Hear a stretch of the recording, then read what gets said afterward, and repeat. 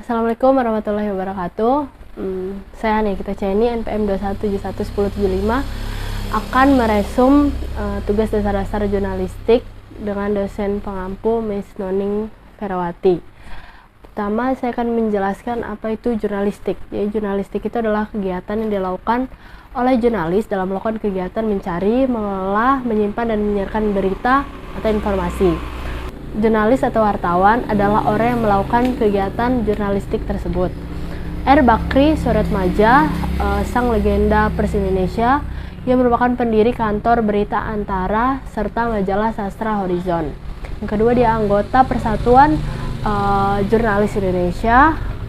Dia juga membuat tulisan catatan subjektif, dan dia juga anggota Presiden Press Foundation of Asia. Lalu yang kedua ada Petrus Canisius Ojong. Dia merupakan salah satu pendiri harian Kompas, redaktur Star Weekly, bersama Joseph Utama mendirikan majalah Intisari pada tahun 1963 yang menjadi cikal bakal SKH Koran Kompas. Lalu mengenal karakteristik media massa dalam komunikasi massa. Jadi media massa itu adalah alat-alat dalam komunikasi yang bisa menyebarkan pesan secara serempak, cepat kepada audiens yang luas dan heterogen. Bentuk media massa, surat kabar adalah bagian dari pers. Ciri-ciri umum surat kabar yang pertama adalah aktualitas, memiliki nilai waktu, psikologis, dan sosial. Publisitas, terbit secara teratur atau berkala, perioditas, dan universalitas, membuat aneka berita. Media sosial atau media online, pesan yang disampaikan tidak untuk satu orang. Lalu pesan juga disampaikan bebas tanpa melewati batasan. Pesan yang disampaikan lebih cepat dan penerima pesan yang menentukan waktu interaksinya. Lalu fungsi komunikasi massa atau media cetak yang pertama, fungsi pengawasan, fungsi korelasi, fungsi transmisi sosial, dan fungsi hiburan. Ciri-ciri komunikasi massa. Yang pertama adalah komunikator dalam komas pelembaga, gabungan antar berbagai macam unsur dan bekerja satu sama lain dalam lembaga. Yang kedua, pesannya bersifat umum.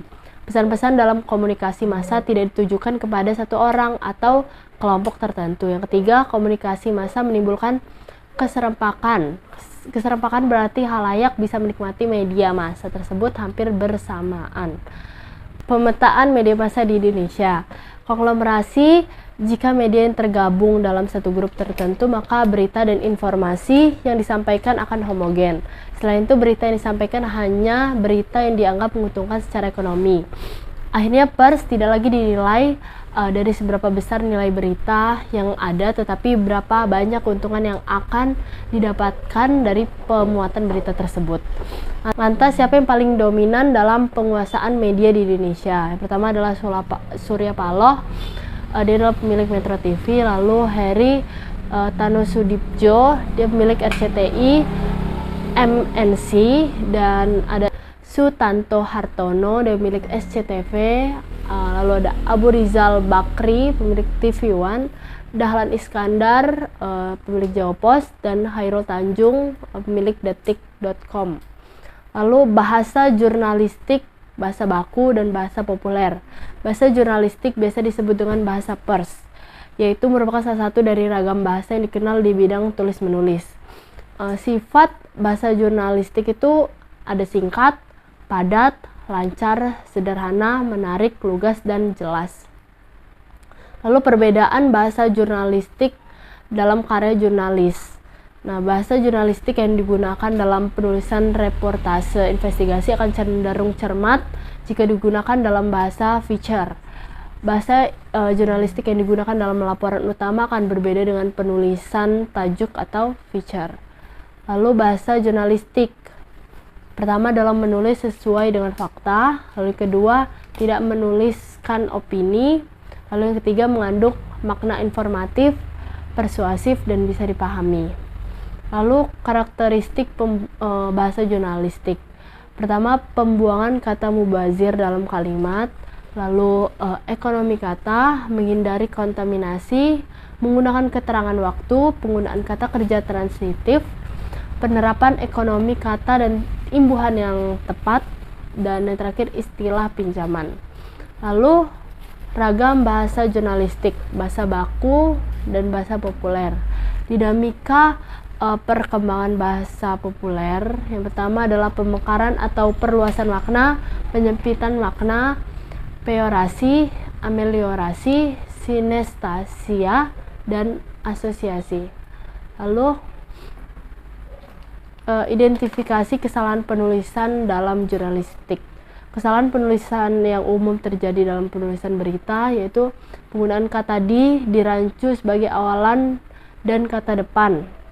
Lalu yang kedua, penggunaan jika, kalau, dan bila yang rancu dengan bahwa. Lalu penggunaan kita dan kami. Lalu penggunaan koma di bagian awal dan akhir klausa penyela, penggunaan tanda koma sebelum dan atau dalam perincian 3 unsur atau lebih, meskipun dan namun atau tetapi, penggunaan kata asing.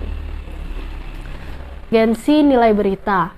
Netralitas dalam pekerja media massa. Yang pertama adalah berimbangan, ketidakpihakan, keadilan, dan objektivitas.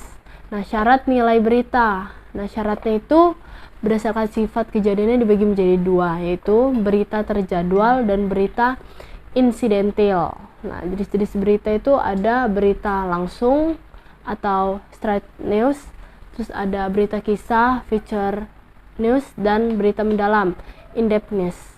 Lalu nilai berita menurut pandangan modern ada aktualitas, kedekatan, keterkaitan, dampak, humas interest, dan konflik.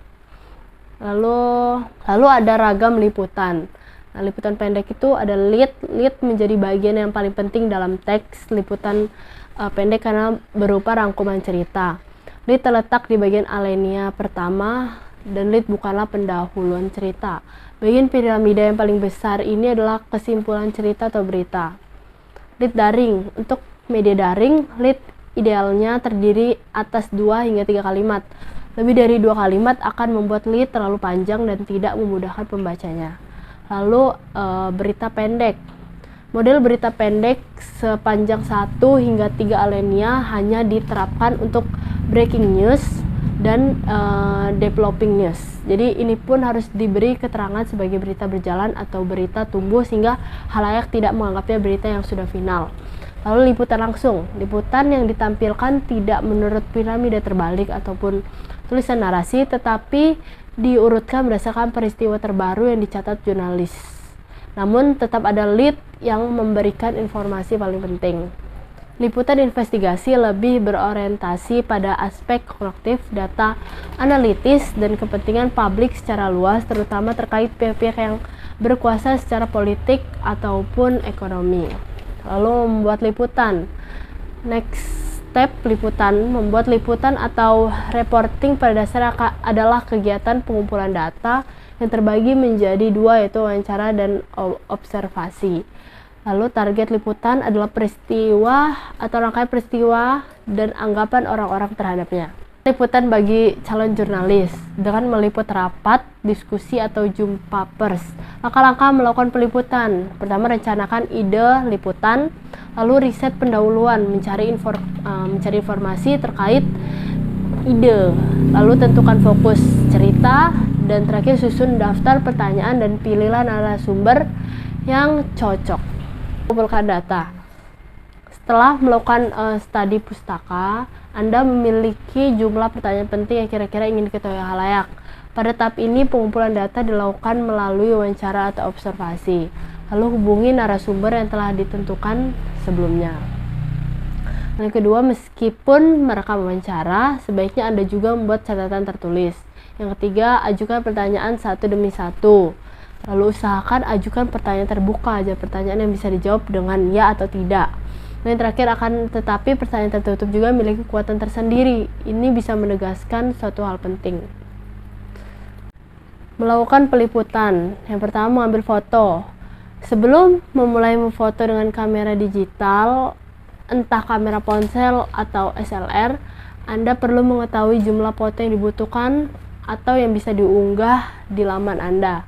Contoh dalam mengambil foto, Anda akan mengambil gambar pementasan di atas panggung dan kebijakan redaksi Anda gaya satu foto untuk liputan tersebut. Yang kedua, maka amatilah dahulu lokasinya dan cari posisi terbaik untuk mengambil gambar. Lalu pertimbangkan jarak Anda dengan objek, cahaya, dan apa saja objek yang ingin ditampakkan.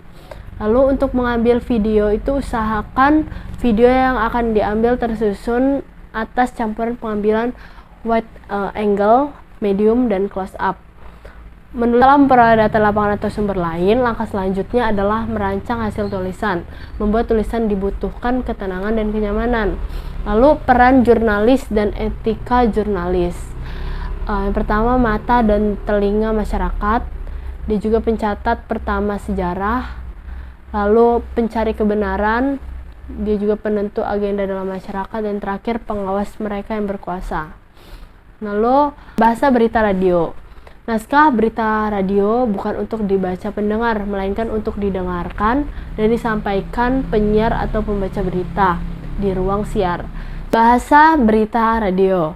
Naskah berita radio bukan untuk dibaca pendengar, melainkan untuk didengar dan disampaikan penyiar atau pembaca berita di ruang siaran. Liputan investigasi adalah pengungkapan berbagai hal yang disembunyikan oleh orang yang berkuasa, baik secara sengaja ataupun tidak.